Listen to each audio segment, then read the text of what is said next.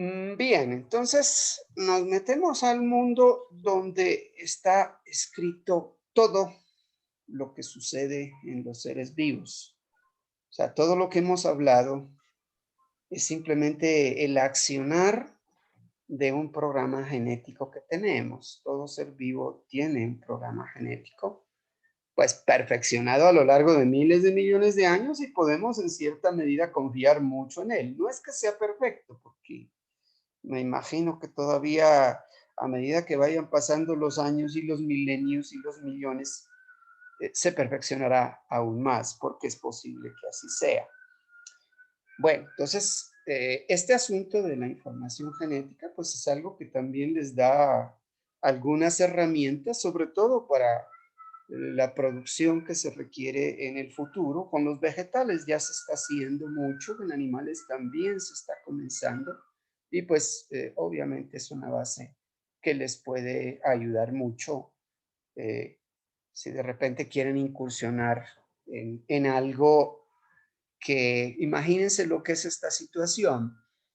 La producción, digamos, de lana de una oveja está condicionada por su raza, por las características genéticas que tenga el animal. Y uno está limitado a lo que ese animal heredó. Hace un rato nos comentaba Andrés que pues hay animales que son tan valiosos desde el punto de vista genético que hasta se les hace de todo para mantenerlos pues como de pronto, no sé, como reproductores, aunque no como productores, depende pues ahí. Pero ¿qué tal si esos animales se les pudiera mejorar esas características desde su propia programación genética? Eso ya se ha hecho, como les digo, extensamente con vegetales y pues está incursionando en animales y de hecho se han hecho algunas cosas con humanos. Pero para eso hay que volver al asunto, es decir, a esa información que obviamente como somos seres vivos, esa es otra función de los seres vivos. Así como respirar es una función, reproducirse también es una función. Y también está a cargo de biomoléculas. Entonces, las moléculas de la información genética, pues muy famoso el ADN, ¿cierto? Que es el que, si es producción animal, pues básicamente nos referimos a él, aunque hay que conocer un poquito del ARN también, porque sirve como de intermediario en algún momento. Para otros organismos sí, el ARN es información genética, pero pues no son organismos vivos, no me refiero a los virus. Ya saben, pues el SARS-CoV-2, el VIH, muchos virus tienen como información genética ARN. Entonces, ARN y ADN, como habíamos visto cuando miramos un poquito, muy someramente, las biomoléculas, decíamos que tenían una estructura y que de la estructura depende la función. Resulta que del ADN solo conocemos una función. Del ARN hay varias, pero del ADN solo hay una, que es justamente eso, ser información genética. Entonces, pues en algún momento también, una vez que se pudo deducir cómo era la estructura de las proteínas, utilizando esas técnicas que utilizaron los duros de la difracción de rayos X y de los patrones de difracción y todo ese asunto, ¿sí? Y cuando se encontró que el ADN, porque hubo que hacer una serie de experimentos para entender que el ADN era la molécula de la información genética. Eso no se sabía antes de los años 50. Se creía que eran las proteínas, porque eran las que hacían todo, básicamente. Pero resultó que no, hubo una investigación bastante extensa de muchos años, de muchas décadas, para llegar a esa conclusión. Pero cuando se llegó a esa conclusión, pues lo lógico era, bueno, ahora, ¿cómo es que funciona eso de la información genética? La transmisión de esa información genética, la lectura de esa información para que ya se transforme en funciones, ¿sí? Entonces, pues, si queremos conocer cómo funciona algo, necesitamos la estructura, porque en todas las biomoléculas hay una relación inevitable entre estructura y función, ¿sí? Entonces, claro, como se tenía toda la tecnología para deducir cosas como las proteínas, la estructura de las proteínas, ¿sí? Simplemente se decidió aplicar esa tecnología. Y pues resultó que era un poco más fácil, porque pues la estructura del ADN no fue tan complicada como la de las distintas proteínas. Todos los ADNs tienen la misma estructura prácticamente. De donde usted lo saque, de una bacteria, de un alga, de una ballena, de un humano, de una mascota, de donde quiera. En cambio, las proteínas hay miles y millones en los distintos seres vivientes. Acá el ADN resultó ser único en cuanto a su estructura y en cuanto a su función, por algo tiene una sola. Entonces, recordando un poquito, la técnica se llama difracción de rayos X. Básicamente es lo que los rayos X, pues, ustedes saben, cuando uno se fractura un hueso, pues le toman una radiografía porque las radiaciones atraviesan los tejidos biológicos y se plasma sobre una película donde se ve, pues, el error que hay. Si es un órgano blando, pues se le da a beber o se le inyecta un medio de contraste, pues para que se pueda visualizar lo que se quiere ver. Acá se utilizó lo mismo, pero pues para moléculas, ¿cierto? Moléculas, uno dirá, pues bueno, eso es distinto. Y claro que es distinto, porque aquí la radiografía que yo voy a ver no va a ser exactamente algo que mi ojo pueda interpretar directamente.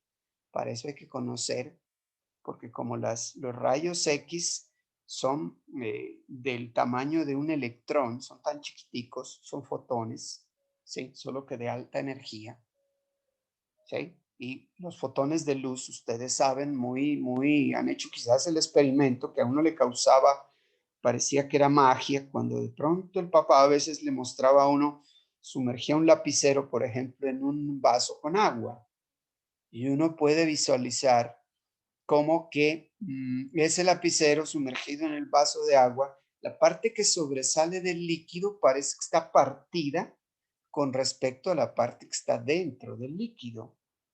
Y claro, uno saca el lapicero para ver si fue que se partió y resulta que no. Se trataba de un fenómeno óptico debido a la difracción de la luz. Acá también es luz, sino que no es luz visible, son fotones, los rayos X, pero tienen la misma característica de cambiar el ángulo una vez cambian de medio. Sí, entonces eso uno lo puede asumir como la difracción, así es como se llama ese fenómeno.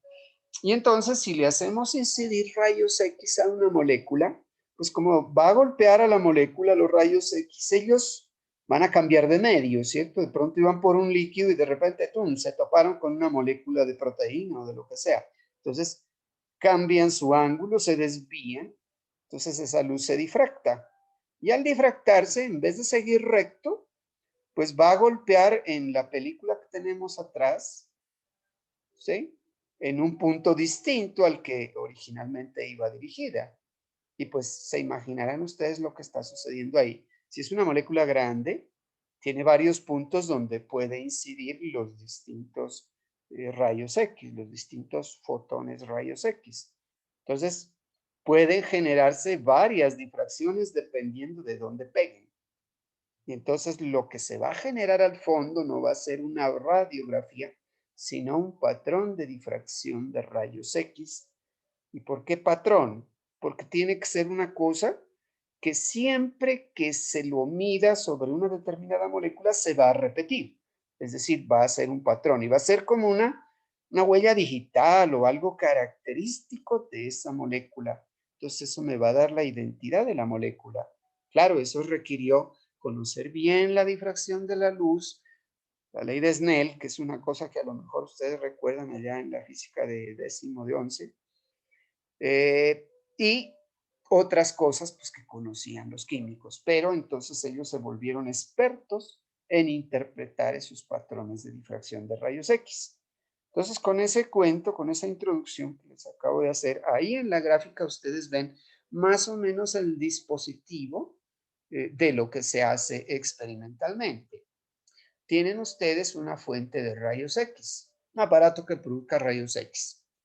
Ustedes saben que ellos son invisibles, pero sí son detectables porque son muy energéticos. La idea es que los rayos X no atraviesan las pantallas de plomo, ¿sí? De hecho, los radiólogos se ponen una camiseta revestida con plomo para que esos rayos X no vayan a entrar a dañar las moléculas que son muy susceptibles de ser dañadas, proteínas, ADN, etcétera. Pero acá en el experimento sí necesitamos eso. Entonces simplemente se generan unas ranuritas pequeñas por donde vamos a seleccionar un determinado rayo X de una determinada energía, ¿sí?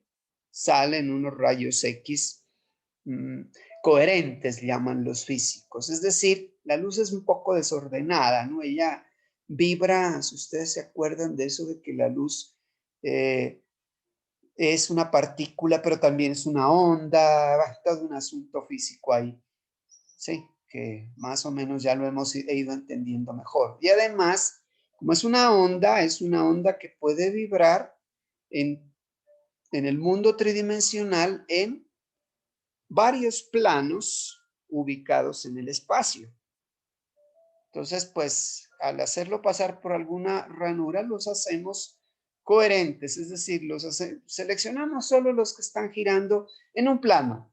Cogemos una onda plana, no una onda esférica.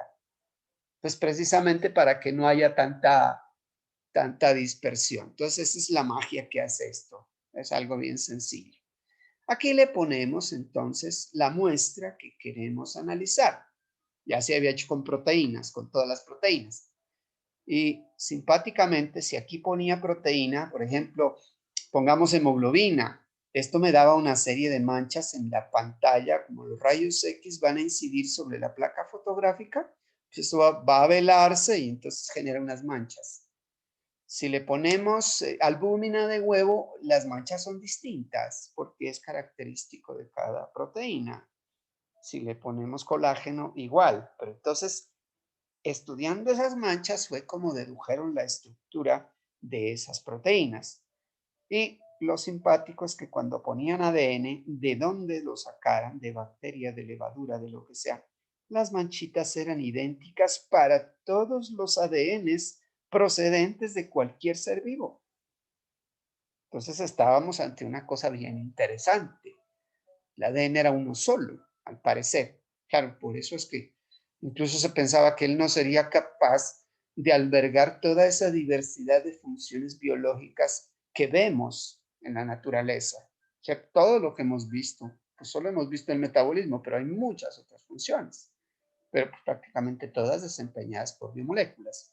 Entonces, volviendo al asunto, ADN de lo que usted quiera, me genera ese patrón que, visto de frente, serían unas manchas como las que ustedes ven acá. ¿Sí? Las manchitas. Aquí dice, estas manchas son causadas por la difracción de los rayos X. Entonces se desvían esos fotones y resulta que prácticamente es como una especie de cruz, donde hay unas manchitas que los investigadores, ahorita les menciono quiénes son, porque son famosos, estudiaron las distancias que había entre manchita y manchita y pues que son unos patrones muy regulares, es decir, idénticos siempre y que se repiten de manera regular. Quizás en las proteínas la cosa era bastante irregular y daba más trabajo a la interpretación. Sí, uno de los pioneros de ese trabajo fue Linus Pauling, un investigador norteamericano que ganó 2 premios Nobel, sí, por aportes que hizo a la química, pero él fue el que dedujo eso que comentábamos cuando hablábamos de las proteínas, las alfas hélices, las hojas plegadas beta, la estructura del colágeno, es decir, él sentó esas bases para entender todo ese asunto. Ya después resulta que cuando se tomaron estos patrones de difracción de rayos X tan sencillitos, si Linus Pauling hubiera visto el patrón de difracción de rayos X, en cuestión de unos 3 segundos, él hubiera dicho con la experiencia que tenía, ¿qué es la molécula de ADN? Es una doble hélice. Pero resulta que estábamos en la Segunda Guerra Mundial, donde no había comunicación entre Europa, América, incluso Europa estaba desconectada, pues por eh, la invasión de los nazis y la toma, pues, de Hitler de toda Europa. Entonces, la cosa se complicó y a quienes les correspondió ese trabajo, a quienes les llegó esa información, eran dos muchachos que trabajaban allá en Londres, ¿sí? Y a ellos les tardó como un poquito más de un año, casi 2 años, en interpretar eso. ¿Sí? Miren lo que es la experiencia, ¿no? El que sabe, de una vez lo hubiera dicho. Y bueno, pero pues eso hizo que a estos dos señores y a otros dos más les dieran el premio Nobel por nada más ni nada menos que por deducir la estructura del ADN, que es la que nos va a permitir entender cómo es que todo esto funciona. ¿Sí? Entonces, este es un patrón con más elegancia, los que se ven más sencillitos, porque les tocó deducirlos, ahorita los vemos, se parecen más a estas manchitas que ustedes ven acá. Entonces, vamos a lo que se derivó de acá. Este señor es uno de los fundadores de la biología molecular. ¿Qué es la biología molecular? ¿Por qué nos metemos con eso ahorita aquí en bioquímica? Resulta que es la bioquímica de las moléculas informativas, del ADN y del ARN. Pero como dio tanto conocimiento y salieron tantas cosas después que se conoció la estructura del ADN, ¿sí? Que generó una hija de la bioquímica que se llamó biología molecular, que es como una bioquímica de estas situaciones. Si ustedes ven un libro de bioquímica y uno de biología molecular, hasta son del mismo tamaño, son bastante gorditos. Y claro, pues en los libros de bioquímica algo hay y pues los de biología molecular dan muchos más detalles pues, de ese asunto. Entonces, Jake Monod, junto con François Jacob, dos investigadores, eh, precisamente analizaron un aspecto que tiene que ver con la expresión de la información genética y ellos fueron ganadores del premio Nobel por el modelo del operón y pues prácticamente después de eso nació esa rama que es la biología molecular. Él decía eso. Hoy en día el tipo pues es tan famoso que en Francia existe el Instituto de Investigación Jacques Monod. Sí, es una universidad incluso junto con Instituto de Investigación. Eh, y pues eso es lo que sucede pues en estos países, ¿no? De pronto se llamaba con el nombre de algún rey, qué sé yo, Instituto Luis XV le habrán llamado. No, ahora es el Instituto Jacques Monod. La idea pues es que se fue cambiando esto. Entonces miren lo que dice ahí.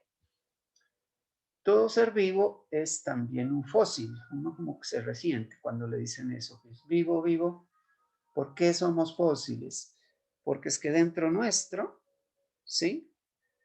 Todo el camino hasta la estructura microscópica de sus proteínas conserva las huellas y hasta los estigmas de su ascendencia. Sí, mi ascendencia es mi padre, mi abuelo, mi bisabuelo, mi bisabuela, todos los antecesores, todo lo que la evolución fue escribiendo en ese ADN, porque ahí quedó escrito, me ha llegado a mí. Entonces, pues, como son seres vivos que perecieron hace mucho tiempo, por eso es que él dice que somos como fósiles vivientes, tenemos ahí toda esa historia.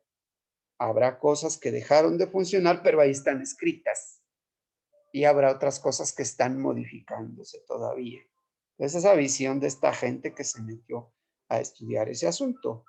Y pues claro, miren cómo será. Debió existir algún antepasado común entre esas dos mujeres que ustedes ven ahí, esos dos delfines que están ahí, ¿sí?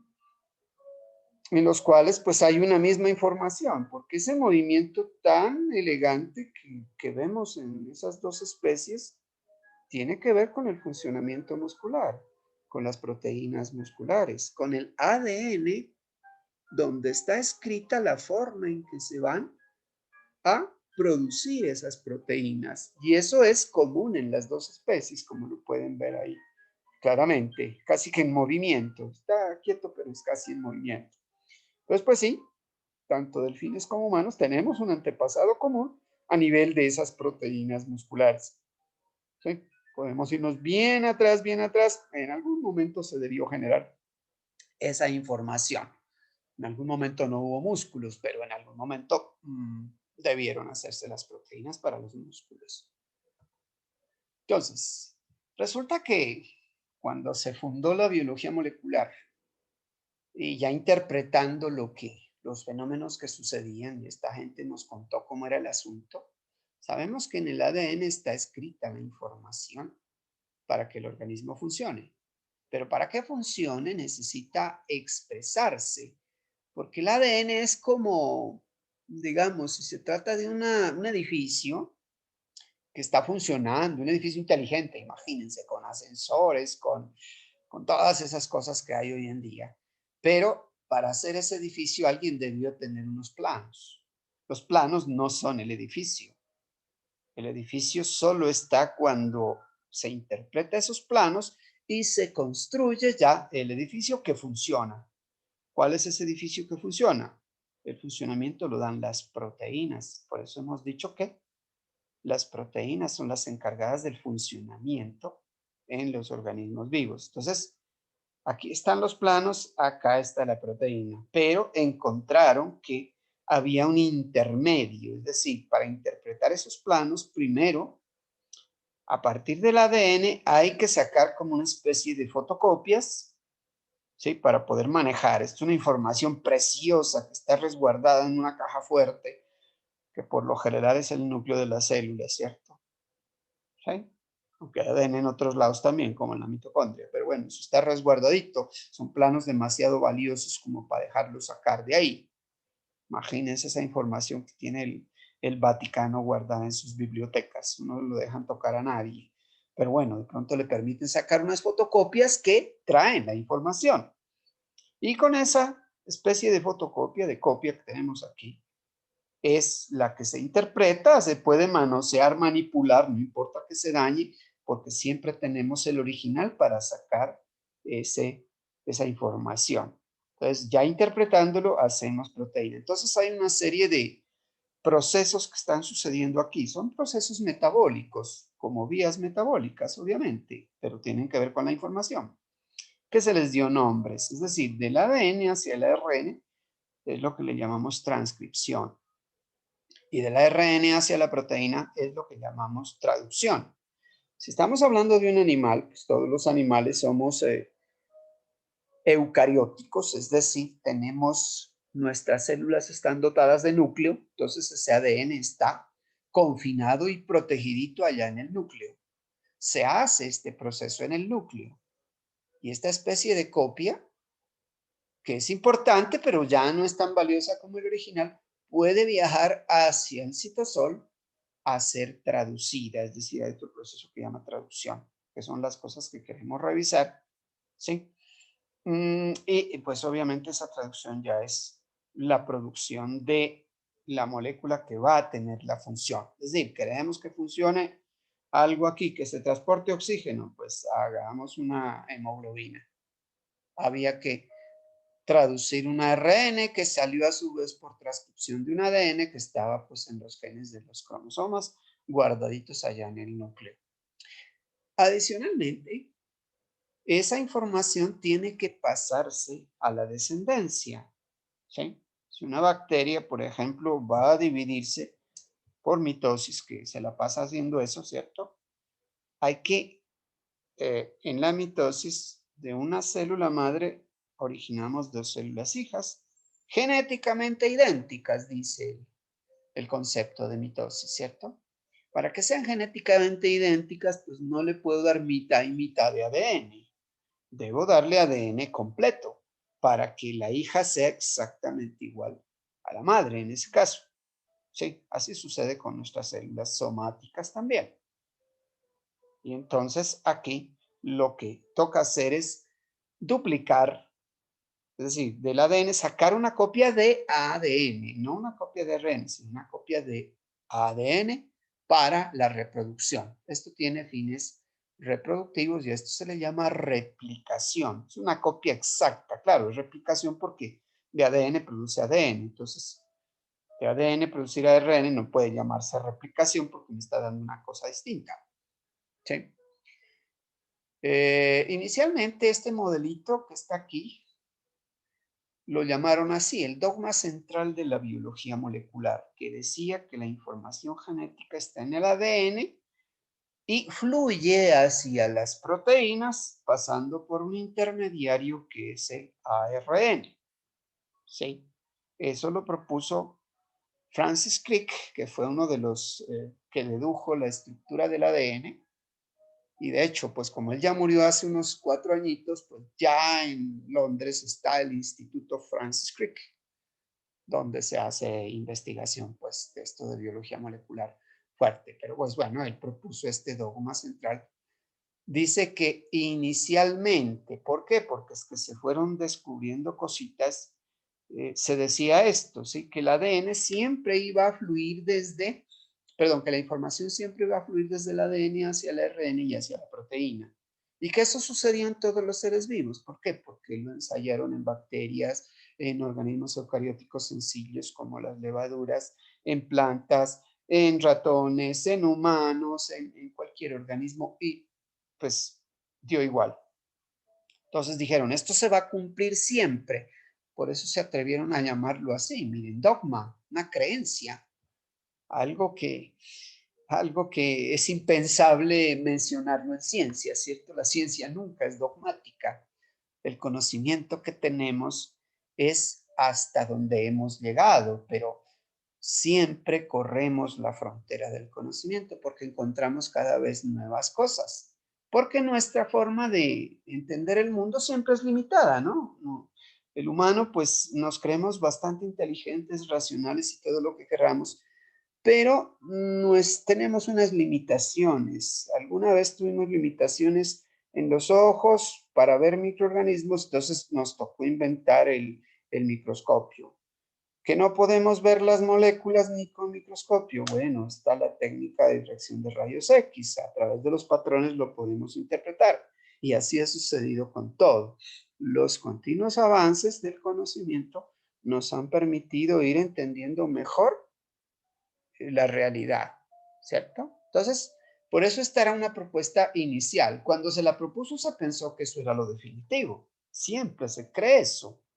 La gente a veces muere creyendo que así fue, pero resultó que en algún momento, por allá en los años 80 del siglo pasado, ¿sí?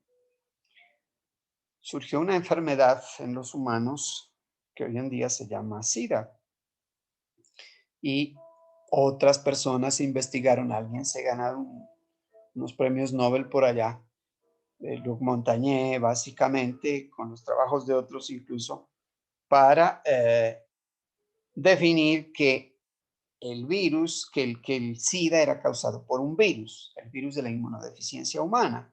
Y ya estudiando de qué estaba hecho ese virus, se encontró que él traía ARN. Ya se sabía que muchos virus tenían ARN, pero lo simpático es que cuando no se infectaba a los humanos, después de un tiempo aparecía ADN extraño, no ADN humano, sino ADN del virus, cuando el virus no introdujo ADN.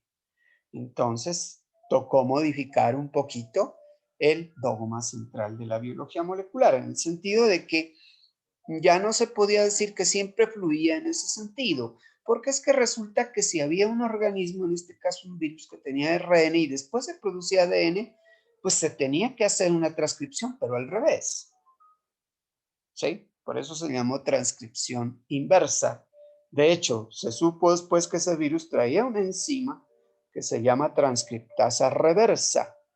Y de ahí es que a esa familia de virus a la que pertenece el VIH se les llama retrovirus, por lo de la cuestión inversa aquí, ¿cierto? Entonces, hasta ahí va por ahora el dogma central. Esto sí no lo hemos encontrado, es decir, que de la proteína se pueda hacer ARN. posiblemente no se encuentre, posiblemente sí, no sabemos. Se irá completando el cuadro, pero después que se encontró esto con el ARN de los retrovirus que nos parecían tremendamente extraños, se encontró que otros virus hacían lo mismo. ¿Sí? Tenían enzimas para hacer lo mismo. Entonces, pues, sí, no era exclusivo solamente de la familia de los retrovirus. La idea es que con esa salvedad, pues sí, se ve que fluye, al menos en humanos, o desde bacterias para arriba, el flujo de la información es hacia acá. ¿Sí? Entonces, lo que queremos es revisar los tres procesos. Este y este. Es decir, replicación, transcripción y traducción. Que lo haríamos pues entre hoy y la próxima semana. Y pues dependiendo de lo que ustedes decidan, pues si me queda un tiempito, revisamos un poquito la regulación de esta expresión genética. Es decir, pasar del ADN a la proteína le llamamos expresión genética, pero constaría de dos pasos. ¿Sí? Donde, como cualquier vía metabólica, lo más importante va a ser la regulación. Entender esa regulación para saber cómo meterle mano a eso y hacer que de pronto, qué sé yo, algún tipo de ganado poco productor de leche produzca mucha leche. O incluso que en la leche de las vacas podamos producir insulina humana. Cosas así se pueden hacer porque podemos manipular esa información. Es decir, convertir a los animalitos en biofábricas de cosas que naturalmente no producían, pero que conociendo todo este asunto, pues podemos meterle mano. Pero entonces eso ya lo manejaríamos si manejamos la parte de la regulación y de las tecnologías que se desarrollaron a partir de este conocimiento básico que queremos recordar en este momento. Bueno, un poquito de historia, que a veces es bueno reconocer el trabajo de la gente. Esta señora que ustedes ven allí, Rosalind Franklin, era británica. Estudió en Francia, eso sí, esta cuestión de la difracción. Claro, estaba en furor eso de la difracción de rayos X para el estudio de las proteínas y de las moléculas grandes. Entonces ella se fue a Francia a estudiar esa cosa. Francia siempre ha sido un país más liberal. Resulta que en Londres pues siempre han sido como más conservadores. Las mujeres no tenían como mucha importancia. De hecho, donde ella trabajaba cuando volvió de Francia, había cafetería para hombres y cafetería para mujeres. Había como un apartheid especial así. Y de hecho, pues la cosa era complicadita, esto a mediados del siglo pasado nomás. La idea es que ella justamente fue la que obtuvo los patrones de difracción de rayos X del ADN. ¿Sí? Ella decía esto, nos dejó esta enseñanza. Desafortunadamente, como trabajó con rayos X, ustedes ahora ya sabemos, en este tiempo no se sabía, que los rayos X producían cáncer. Ella murió de cáncer bastante joven. Sí, pero por lo menos alcanzamos con esta enseñanza y por lo menos que fue la que tomó los patrones de difracción del ADN, ¿sí? Con la cual se pudo deducir la estructura y de ahí se derivó pues todo lo que conocemos sobre el ADN. Decía ella, la ciencia y la vida cotidiana no pueden y no deben estar separadas, que es algo que a veces al menos cuando yo crecí, cuando yo estudiaba, pues, al menos hasta bachillerato, se pensaba que los científicos eran unos personajes todos locos metidos allá en un laboratorio y que en la vida diaria eso no tenía nada que ver. De hecho, se hablaba cuando yo era muchacho, al que medio se interesaba por la ciencia le ponían el apodo de, este va a ser científico loco. Ser científico era ser loco en ese tiempo. Y pues ya eso poco a poco, afortunadamente, se ha ido modificando porque las personas de ciencia son personas de carne y hueso que se mueren de cáncer, como Rosalind, pero pues hoy en día afortunadamente tienen alguna trascendencia también, y de hecho, pues si no fuera por lo que se hace en los laboratorios, que se puede trasladar a la vida cotidiana, no estaríamos disfrutando en este momento de la posibilidad de ser vacunados. De hecho, a mí ya me pusieron una primera dosis, así que aspiro a que a ustedes les toque. Miren, aquí está la firma de ella, ¿sí? La plaquita fotográfica, y miren lo defectuosos que eran, porque pues tocaba a través de un microscopio que se le adaptaba al difractómetro de rayos X para poderle tomar la foto, ¿sí? Y aquí está el patrón de difracción de rayos X del ADN. Tomó muchos, pero este es como el más clarito. Esto, para que a uno le salga una foto así, tiene que tomar muchísimas y purificar y hacer una cantidad de cosas grandes. Pero todo este es histórico, hasta la firma de ella la tiene ahí. ¿Sí? Bueno. Aquí pueden ver ustedes a las personas con las que ella trabajaba. Aquí está ella, Rosalind. Sí. Acá está Francis Crick, que lo mencioné hace un ratito. Y otro de los investigadores que no está en la foto es James Watson. Creo que les suena a ustedes, Watson y Crick, porque cuando se habla de la estructura del ADN se habla de Watson y Crick.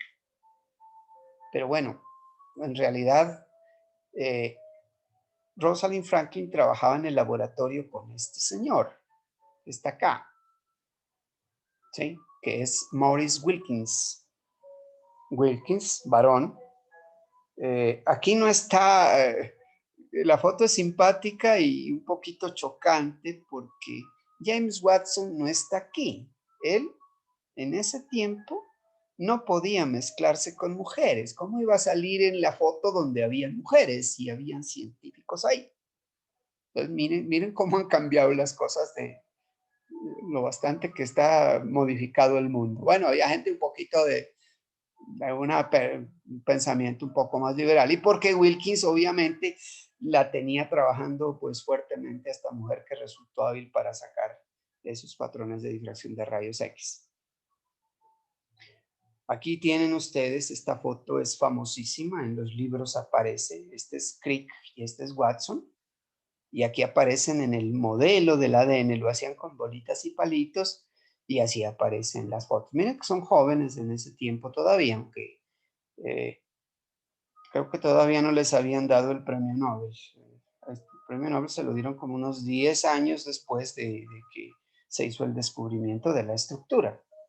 Entonces, ¿quiénes participaron ahí? Pues obviamente el aparato de difracción de rayos X y la experiencia la tenía este señor, ella también. La interpretación corrió pues a cargo de ellos y de Crick y Watson, que está por acá, que nunca salió en foto con Franklin. Bueno, entonces ya hoy en día en Londres, ya como ya reconocen el papel de esta mujer, hasta miren esto que sea un meme no puede ser, es una especie de estampilla, ¿sí? Donde ya está el aparato de difracción de rayos X, aquí está el ADN, aquí está, miren el patrón de difracción de rayos X, esta señora iluminada que es Rosalind Franklin, aquí está la estructura del ADN como la conocemos hoy en día, ¿sí? La química y la cristalógrafa era lo que ella era, es decir, se volvió, ese era el doctorado que hizo en Francia.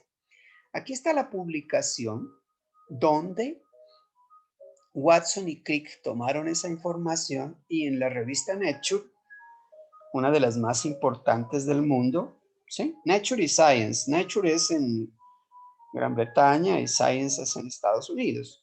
Hoy en día ha sonado mucho Lancet porque es más que todo la de salud, pero esta es de ciencias en general. El que publica en Nature, fijo, es que ya se ganó un premio Nobel o por lo menos se lo va a ganar. La idea es que en esa época estos señores publicaron este artículo que lo llamaron así, ¿sí? Estructura molecular de los ácidos nucleicos. Así lo llamaron, aunque era del ADN. Entonces, miren la figurita la que le aparece en los libros a uno, ¿sí? Los artículos son muy cortos, no son parecidos a la estructura que yo les he dado, sino que Nature es les dan una página para que escriban. Miren que aquí están las referencias del anterior artículo, aquí empieza el de ellos y ya medio cogen la otra media página y aparece el otro. 1953 cuando lo publicaron. ¿Sí?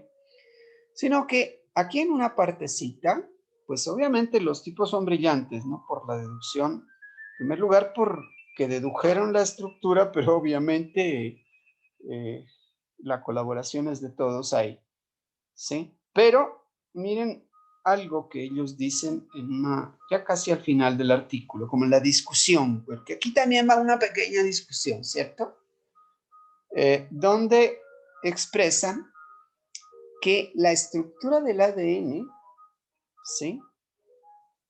Capacita que entendamos cómo va a ser la forma en que el ADN se tiene que copiar. Ya sabemos que ya sabían pues que de dos células madre van a salir dos células hijas y cada una con un ADN idéntico. Entonces, a esa replicación, ese proceso de copia, se iba a facilitar su entendimiento ya cuando se lo deduzca como proceso, si se tiene en cuenta lo que ellos están proponiendo en esta estructura. Sí, y es que lo que ellos proponían en esta estructura era que las bases nitrogenadas de que están hechos, que pues son 4 bases, ¿no? Adenina, guanina, timina y citosina, son famosas también. Ellos proponían que había un apareamiento específico, que adenina siempre aparearía con timina y que guanina con citosina, pues analizando resultados de otros investigadores. Eso es lo simpático de estos par de muchachos. Bueno, este tiempo eran muchachos, ya Crick ya murió, Watson está bastante viejito, pero pues siguió haciendo aportes también. De todas maneras, ellos jamás hicieron un experimento, Watson y Crick, pero son los más reconocidos por este artículo, donde no le dieron el reconocimiento a los otros dos. Sí, como que los mencionaron por ahí, pero no como parte del trabajo. Entonces, eso es algo que generó un poquito de escozor, ¿cierto? Porque pues obviamente recibieron el material con el que trabajaron, fue la información que esta señora produjo en el laboratorio con este otro señor, con Wilkins, ¿sí? Y además, para proponer esta partecita, se valieron de otro hallazgo que había hecho otro investigador, que ahorita se los muestro acá, que es este señor, miren. Este señor, haciendo experimentos, porque él sí hizo experimentos, ¿sí? Encontró que en los ADNs de donde lo sacaran, siempre la cantidad de purinas iba a ser igual a la cantidad de pirimidinas. ¿Y eso qué es? Purinas son adenina y guanina, es decir, estas de anillito grande, estas más grandecitas. Más o menos así son esas moléculas. Y las pirimidinas son estas de anillito chiquito. ¿Sí? Siempre encontró eso, que había una igualdad entre purinas y pirimidinas. Entonces, como eso sucedía en todos los ADNs, pues obviamente se podía deducir lo que brillantemente dedujeron Watson y Crick, que tendría que haber apareamiento siempre de purina con pirimidina, no había otra posibilidad. Si yo apareara a veces purina con purina o pirimidina con pirimidina y revuelto, pues no se daría esa igualdad. Pero este señor hizo el experimento y los otros hicieron la deducción, que también es importante. ¿De quién más se valieron? De este otro señor, que ya se los había mencionado, Linus Pauling, que él había deducido estructuras de muchas proteínas. Y aquí justamente ustedes lo ven a este señor con una estructura. Él había propuesto una estructura del ADN, ya, porque era tan experto, solo que no tenía el bendito difractómetro de rayos X, estaba en Londres y pues la guerra no le permitió viajar a Londres ni le permitían las comunicaciones. Pues, hoy en día uno manda un email, un mensaje de WhatsApp o lo que sea, pero no, en ese tiempo la cosa era mandar cosas impresas por barco, era complejo. ¿Sí? Miren la estructura del ADN que propone este señor, sin haber visto los patrones de difracción, sino por la experiencia que él tenía. Esta era una triple hélice. Y pues así no fue. ¿Sí? Entonces, estos dos también contribuyeron. La genialidad de Watson y Crick pues, consistió en eso, ¿no? En hacer acopio de todo ese conocimiento experimental que habían publicado otros y deducir qué era lo que estaba pasando ahí. Sí, este señor decía esto, miren, la mejor forma de tener una buena idea es tener un montón de ideas.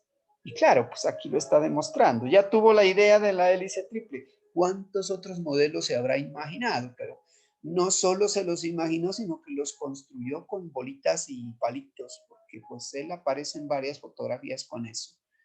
Este es un material que puede servir para el entendimiento de las moléculas, ¿no?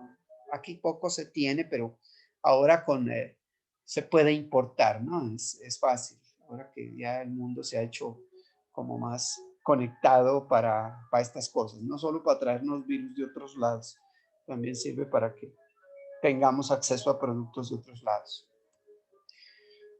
Esta es la caricatura que sale hoy en día, ¿no? Ahora que el feminismo está como bravo, ¿cierto? Como recuperando terreno. Aquí muestran a Crick y a Watson, que era un poquito más bajito, hasta los pintan como eran, tomando tinto mientras Rosalind Franklin estaba trabajando en su microscopio, lo que iba a servir para la deducción de la estructura de la doble hélice. Y aquí pues cerveza es que está tomando ahí, ¿verdad? O cerveza, ¿no? Sí, eso no es, eso no es tinto de cervecita. Ah, puede ser un tinto también. Pero miren que ni siquiera aparece Wilkins aquí. Lo que son las cosas, Watson y Crick y Rosalind Franklin. Pero Rosalind y Will sí ganaron el Nobel también. No, se lo dieron a los 3 varones. Vamos a ver ahorita. Ah, es que esa foto no está ahí. Bueno, sí, bueno que me lo preguntó, porque si no lo hubiera pasado. Sí, el Nobel se lo dieron a Watson, Crick y Wilkins, pero no por lo que la gente cree. Se lo hubieran dado a esta señora si hubiera estado vivo. Lo que pasa es que a las personas que mueren no les dan el premio Nobel. Sí, ella en 1953 estaba viva, pero el premio Nobel fue como en el 69. Para ese tiempo ella ya había muerto. Es por eso, pero pues debido a toda la polémica que ha surgido, a veces la gente y las fake news dicen que es que porque era mujer fue que no se lo dieron. No, esa no fue la realidad. Pero bien, pues que contextualicemos un poquito ese asunto. Bueno, la idea es que estábamos ante algo importante, porque esto nos está permitiendo soñar con otros mundos posibles distintos a los que la naturaleza propuso. Hoy en día, ¿qué sabemos?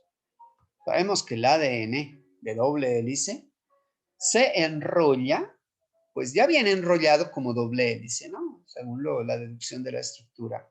Pero que además, si tomáramos, para que ustedes se hagan una idea, si tomáramos una molécula de ADN de cualquiera de los núcleos de nuestras células, me refiero a las humanas, ¿sí?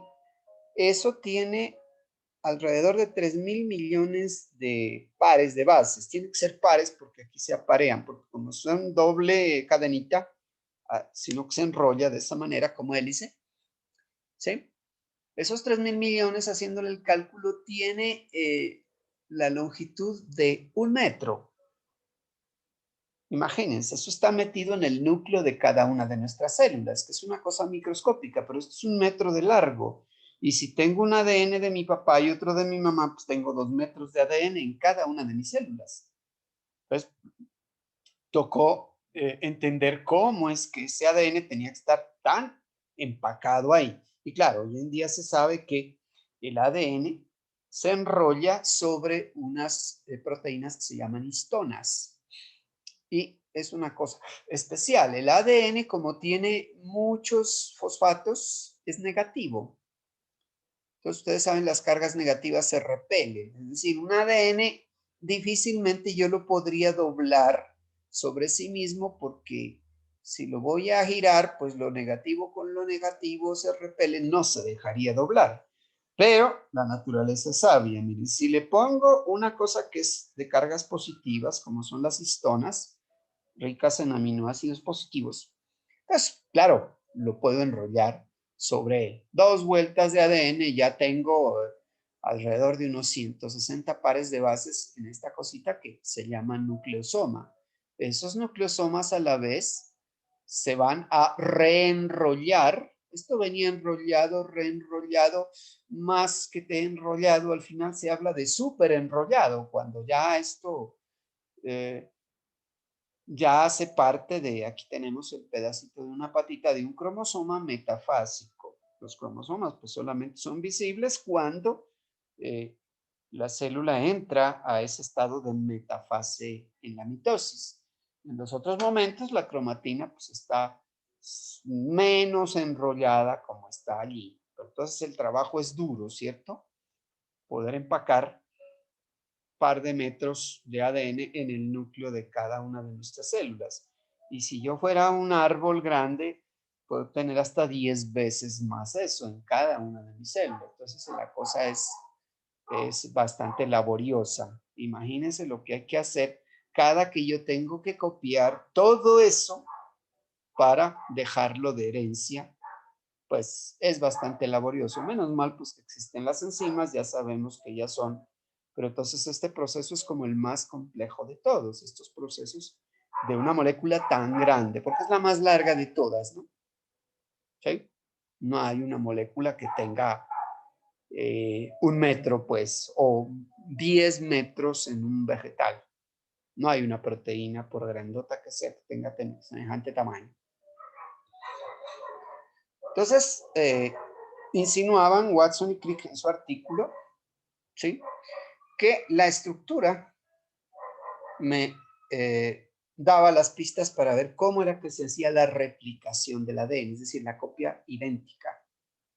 ¿Sí? Aquí está el grafiquito de la mitosis. Una célula madre o célula parental, ¿sí?, tiene que duplicar sus cromosomas, como ustedes han visto, pues lo veían en sus clases de biología, para poder dar 2 células hijas genéticamente idénticas, es decir, con la misma dotación cromosómica y genética y de ADN de la célula madre. Aquí ustedes dirán, pero es que esta es más chiquita. Sí, pero esto solo es volumen celular. Ella igual va a crecer y cuando crezca ya podrá dividirse otra vez. ¿Sí? Bueno, entonces, en el proceso de replicación, que es el primero que queremos revisar para ser consecuentes con lo de la teoría que dice que a partir de las estructuras que podemos entender la función, ¿sí? Aquí tenemos, es el esquema de una molécula de ADN de una bacteria, porque este proceso, pues, más fácil verlo en las bacterias, que el ADN es mucho más chiquitico. Y es el ADN de las bacterias tiene una característica y es que se cierra sobre sí mismo. No es que sea un círculo perfecto como está aquí. Ahorita vemos fotos, porque de esto hay fotos. Con algunos medios de contraste especiales se puede visualizar como líneas esto. O sea, la estructura de doble hélice no se puede ver con un microscopio. Fue deducir con la técnica esta de difracción de rayos X, que eso es distinto.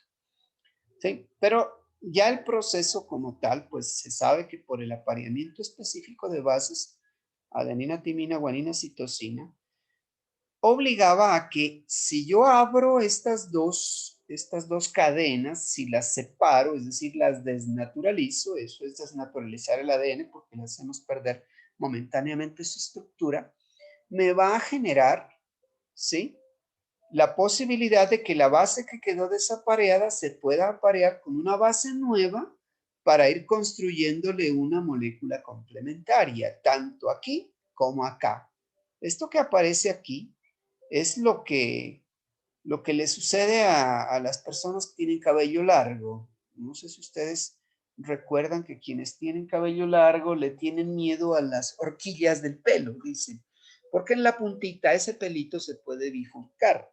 Entonces aquí justamente esto es una horquilla, fork es horquilla. ¿Sí?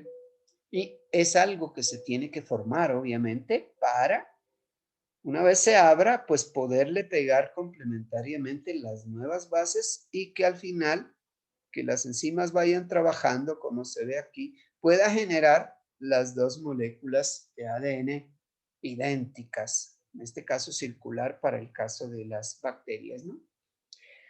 Lo que se encontró es que siempre había un sitio de origen, es decir, no puede empezar por cualquier sitio.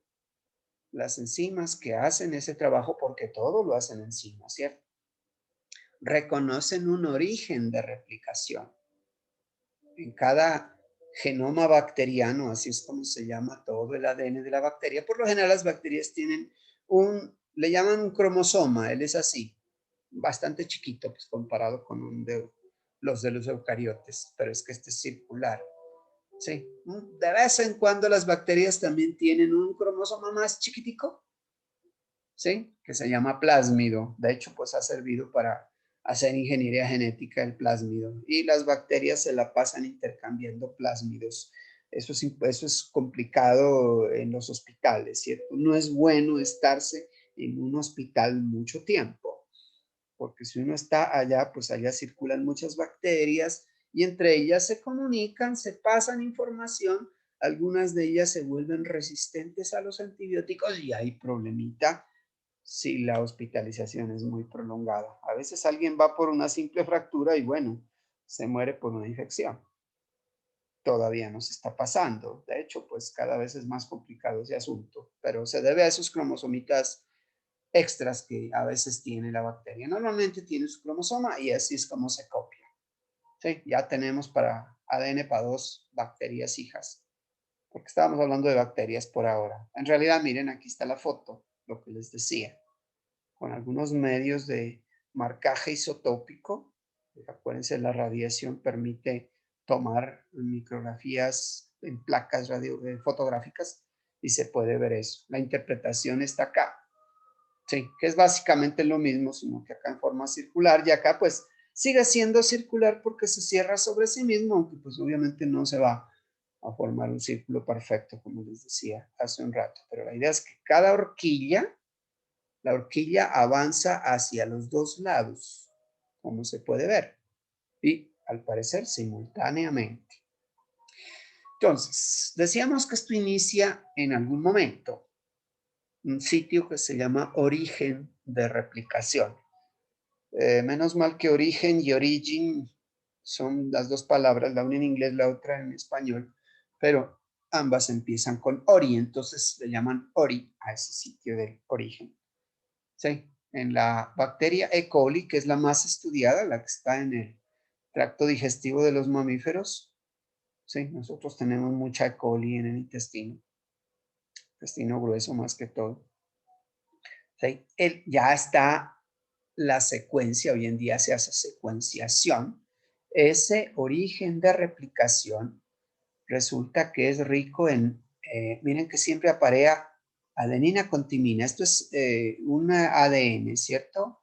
El ADN resulta que las dos cadenas que van paralelas no van paralelas, sino antiparalelas. Es decir, esta va en una dirección que se dice 5', 3' y la otra en dirección 3', 5'. Es decir, al revés, pero paralelamente, por eso se le llama antiparalelo. Pero si ustedes ven, siempre es citosina con guanina y guanina con citosina, son las dos cadenitas. Y lo típico de los orígenes de replicación es que la enzima que va a reconocer dónde va a empezar a hacer la replicación, reconoce esta secuencia. Y todos los orígenes de replicación son ricos en pares de bases AT. Bueno, ¿y por qué son ricos en pares de bases AT?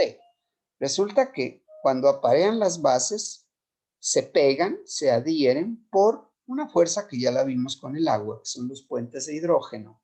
Aquí se forman también. Las proteínas también se formaban, pues obviamente acá también se iban a formar.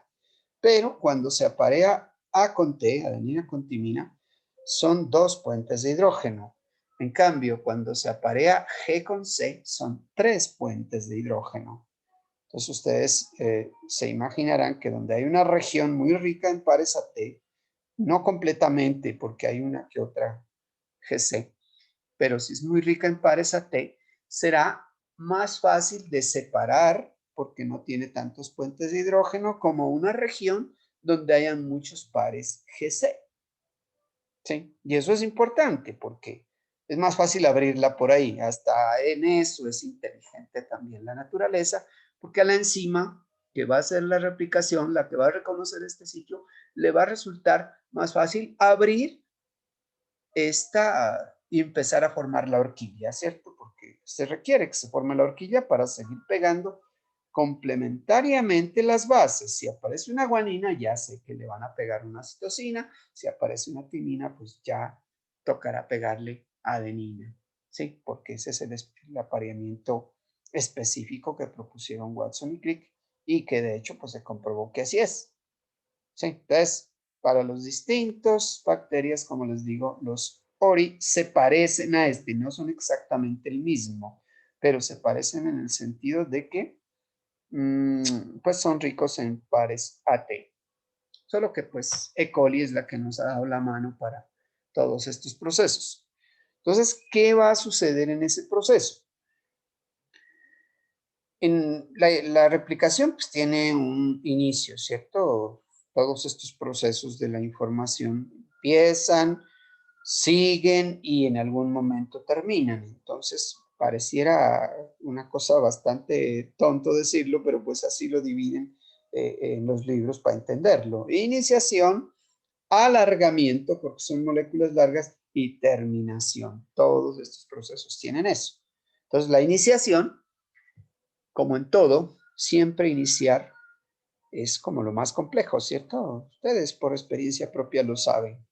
Entonces, animarse a empezar. Cuando usted ya empezó, ya la cosa es durita al principio, pero cuando usted ya le coge el ritmo a las cosas, todo empieza a fluir. Acá es igual, está en nuestra naturaleza. La iniciación vamos a ver que es un poco más complicada en todos los tres procesos que queremos revisar entre hoy y la última sesión que tengamos. Entonces, supongamos que tenemos un pedazo de ADN o aquí empieza, aquí está la región del origen, ¿sí? Entonces, esta región del origen, como tiene una secuencia de bases, y quienes pueden reconocer eso, pues conocemos que son las enzimas, ¿cierto? O las proteínas que tienen esa característica de complementariedad electromagnética. No cualquier proteína se puede unir aquí.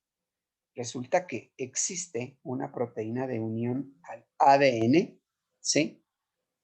Que es la proteína ADNA, ¿sí? Miren que van a haber varias proteínas que van a estar involucradas en este proceso. Y miren que no se une exactamente, no es que se meta a abrir aquí, uno pues pensaría que va a empezar a abrir, no, miren, lo que hace es pegarse de manera aledaña al sitio donde está esta región rica en AT, pero al forzar este combamiento de la molécula, genera esa tensión que hace que se separen las cadenas, ¿sí? O sea, se separan, no completamente, solo se separan donde hay pocos puentes de hidrógeno, porque resulta más fácil, ¿sí? Entonces, aquí este abrazo genera esa separación que está ahí. Bueno, esa era la proteína ADNA. Resulta que viene una segunda proteína B, porque estamos hablando del proceso, ¿sí? Que se llama helicasa. ¿Por qué se va a llamar helicasa? Helicasa viene de asa de enzima, ¿cierto? Y heli de hélice. Claro, porque el ADN es una hélice, una doble hélice, ¿sí? Pues la helicasa lo que va a hacer es empezar a abrir la hélice. Ya se abrió, digamos, inicialmente aquí, pero para seguir, para continuar abriendo hacia aquí y hacia acá, se necesita una proteína que, acuérdense que el ADN está enroscadito en forma de doble hélice, ¿cierto? Entonces toca irlo desenrollando. Entonces eso es lo que hace esta proteína helicasa. Entonces mírenla, ya llegó la helicasa, tanto en el un extremo, en uno de los horquillas, como en otra, porque se generaron dos horquillas. Pues una vez que ya está la helicasa aquí porque reconoce que se abrió esto, se pega y empieza a desenrollar la doble hélice, ¿sí? Entonces, ella va en esa dirección por aquí y en la otra dirección para el otro lado. Entonces, puede ir abriendo la doble hélice. ¿Y para qué la tiene que abrir? Pues porque tenemos que interpretar cuál es la secuencia aquí para saber qué es lo que le pegamos de manera complementaria. ¿Sí? Entonces se necesitaba inicialmente quien abra este asunto. Y pues aquí estuvo la DNA de unión al ADN y la helicasa. Entonces, aquí ustedes imagínense una cosa. Bueno, la helicasa sí va a abrir, pero uno se pregunta, ¿quién va a hacer la copia? Ah, bueno, hay una enzima que va a hacer el nuevo ADN, porque le vamos a pegar un ADN complementario a este, una hebra, y otro a esta, para que al final genere dos moléculas. Bueno, ahorita viene ella, pero si ustedes cogen, si ustedes se imaginan esto, pues esto va a ir desenrollando esta cosa que es una doble hélice y para acá también.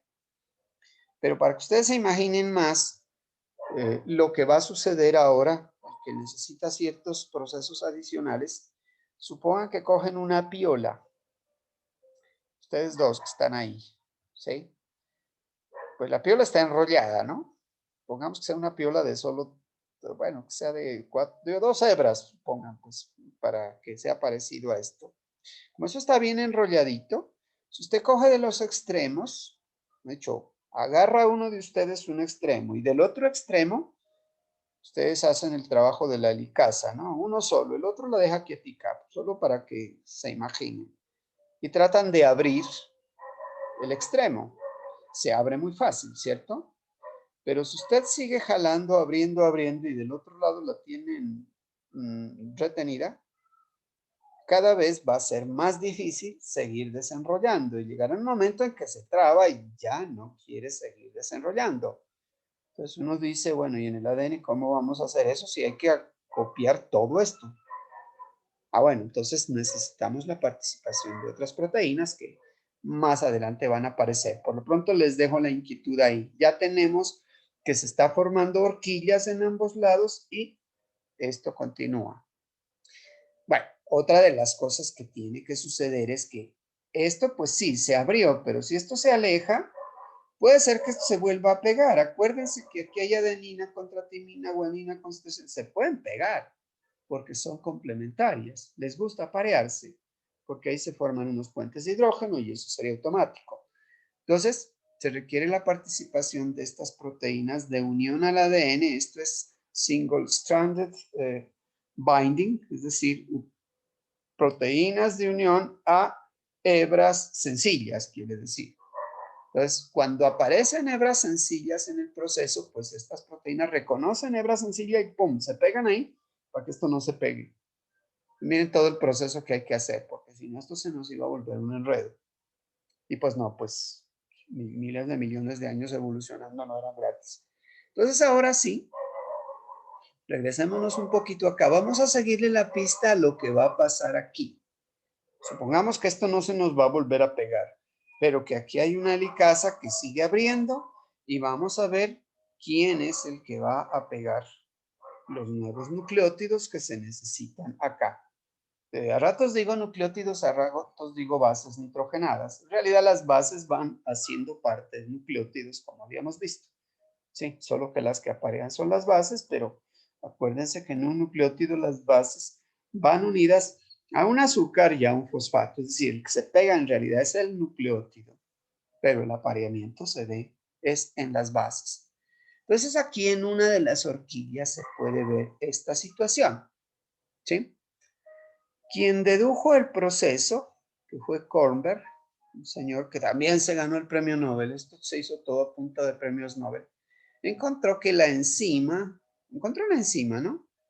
Que hacía la copia, es decir, una vez que estaba abierto estas dos hebritas, pues están abiertas, está desnaturalizada, la ADN polimerasa, la llamó así. ¿Por qué la llamó ADN polimerasa? Porque es la que va a polimerizar el ADN, es decir, lo va a ir construyendo. Pero él, entre las cosas que encontró que esta enzima solo es capaz de trabajar en esa dirección que se llama 5'3'. Mírenla, ha empezado aquí y esta que está más clarita, aquí está la ADN polimerasa, ha ido trabajando y va por aquí. Solo está esperando que la helicasa le vaya abriendo camino para que ella siga trabajando. ¿Sí? Acuérdense que tienen que ir estas proteínas para que esto no se pegue acá. Las de unión a hebra sencilla. ¿Sí? Entonces, aquí hay otro ayudante que está más acá adelante, miren. Esa tensión que se genera en el ejercicio de la piola que les propongo, tiene que alguien soltarla más allá. Eso lo hace otra enzima que se llama topoisomerasa. ¿Sí? Eso de topo viene de localización espacial. Obviamente va a liberar las tensiones. Ahorita vemos cómo es que lo hace. Pero ella tiene que ir adelante de la helicasa y atrás tiene que ir la ADN polimerasa, que solo puede construir ADN en dirección 5'3'. Y uno se podrá pensar, bueno, y si la hebra complementaria viene en la dirección opuesta, entonces no se podría copiar porque yo tendría que fabricar un ADN en dirección 3', 5', y si sabemos que solo lo puede hacer en 5', 3', ¿cómo es que se puede hacer? ¿Sí?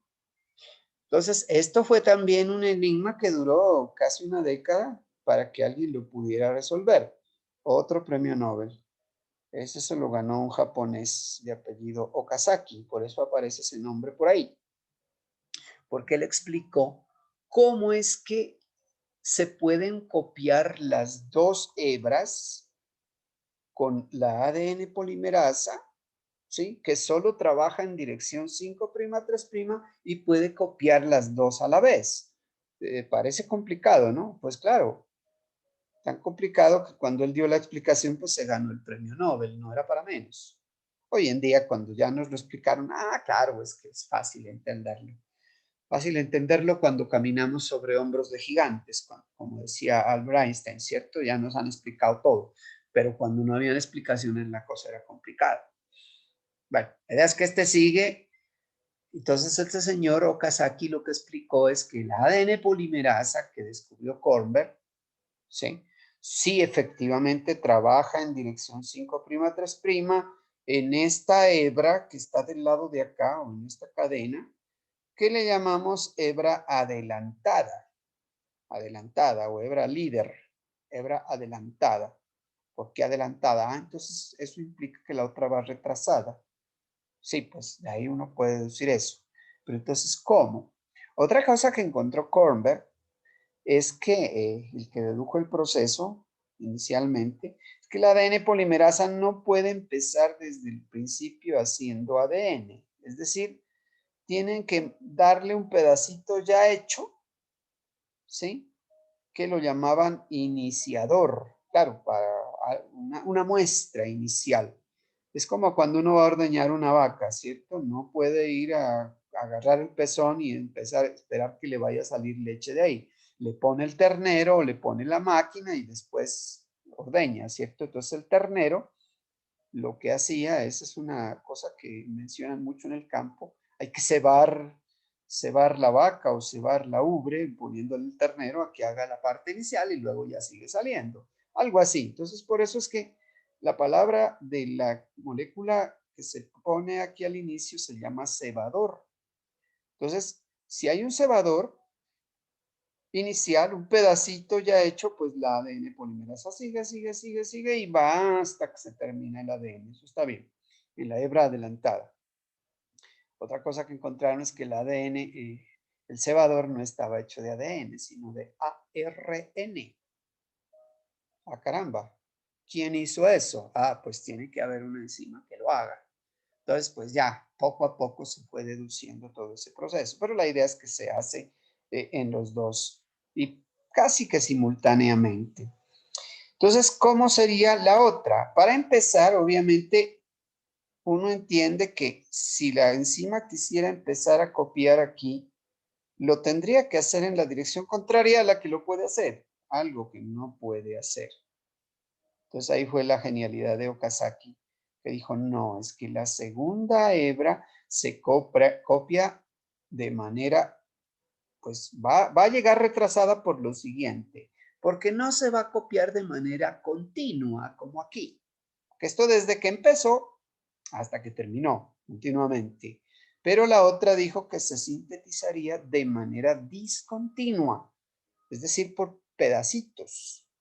Y entonces ya esto ya coge sentido, porque aquí yo ya veo que hay un ADN hecho, pero este ADN se tuvo que hacer primero, después este otro, y como ustedes ven aquí, miren, aquí hay una ADN polimerasa, aquí hay otra, podrían haber cientos de ellas, porque eso es largo, pero miren que esto que aparece aquí en rojito es el primer de ARN, o perdón, el cebador. Lo que pasa es que en inglés se dice primer.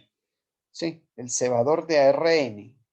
Entonces, una vez que se tiene el cebador, la ADN polimerasa, miren que copia hacia acá. Y al copiar hacia acá, lo hace en la dirección 5' 3' como le conviene o le favorece a una ADN polimerasa, que no lo puede hacer de otra manera.